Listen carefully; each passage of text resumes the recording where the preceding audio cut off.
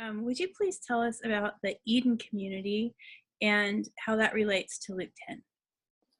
Sure, glad to talk about it. Well, I think most of us have, in quiet moments or sometimes in desperate moments, wished that there was a place to go and to see, to experience a saner way of life, and to get the training that we feel like we're missing.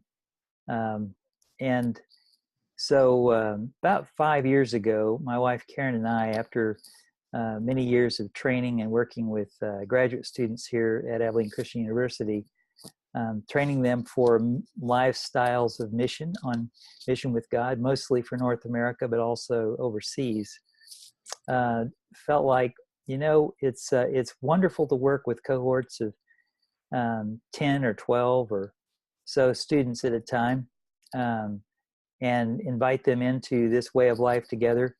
But it's also exhausting, and it doesn't really do all that people need to have a fully formed vision for how life in the kingdom might need to look when we're living in Chicago or Philadelphia or Miami or Dallas. And that's been one of the things that has been of concern to me over the years in working in a Christian university, is how many students, and I know this is true kind of across the board, get all the way through that kind of an education without a sense of what does it mean to be a grown-up follower of Jesus? What does it mean to follow Jesus in a way of life that is good news to me and will be good news to my neighbors and my friends, my coworkers, in whatever occupation I find myself in. And so as we kind of talked that over, we said, maybe the time has come. We've been dreaming about this for a long time, but we thought maybe the time has come to go ahead and to form a community of practice that we can invite students into, so that they're not simply having to form a community of peers for a year or two, but they're joining an intergenerational community, a community that is living this way of life, from little babies to great grandmas, together, and is demonstrating what true interdependence and true intergenerational communities of God's love and purpose can look like, living in harmony with each other, and insofar as possible, living in harmony with the land and the creation that God has given us. So we kind of went through a process of discernment with some close friends and some folks that were in collaboration with us on several projects at the time, and they said, yeah, we believe this is the Lord. So we invited some folks to join us, and ultimately 5 couples have joined together. About 2 years ago, we bought 93 acres outside of Abilene here, and we're in the process of developing the Eden Center for regenerative culture.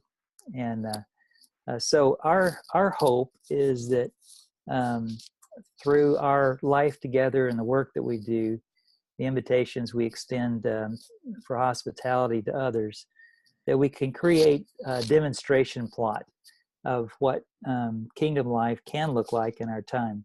People are so distracted, Sandy. You've probably noticed this in your own life. I know it seems to be just a North American epidemic that people live weary, fatigued, distracted lives where attention seems to be so difficult to come by. Attention for God, attention for our neighbors, even for our own families, and often even for our own spouses. And it's not that people are just all sinister out there. It's that we have inherited this way of life. We have found ourselves caught up in a story that is designed to keep us busy and exhausted and distracted most of the time. And the only way off of that crazy, wild, demanding, and life-sucking structure of living is to be able to pause, to create space where we can question the things that we have been caught up in. Jesus said, "My yoke fits, My burden is light. And if we're always exhausted, if we're perpetually too busy, um, it suggests that maybe we aren't listening to the voice of Jesus as much as we need to. And so Eden Center is really an attempt to create space, certainly for those of us who are part of the team, the Eden community, but also for many others that we hope to welcome through our retreat center and through our conferences and workshops in the years ahead. For LK10, I think having regional centers like the Eden Center is a long-term dream. We would love to have places like this outside or in proximity to major cities around North America and ultimately many places. Places where people can come and rather than be given tons to do, be given a chance to be still, a chance to reimagine what their own life might look like, a chance to check in with the Lord and see how the rhythms of attention in their lives could be adjusted to create the space that is so important for us to live lives of love. So it's a grand adventure. We are very much in the early stages. We've just broken ground on our first cabin. We're hoping to build 5 homes there over the next year and a half or so. But learning very much as we go, and sometimes feeling like we're in over our heads on this project. But it's fun. It's rich. It's good. We're planting gardens and permaculture design, and hoping to be able to eat good food and invite others to share meals with us, to create places for retreat, for walking in solitude in the woods, for being able to just really pause and see other possibilities, other plausible ways of living in our time.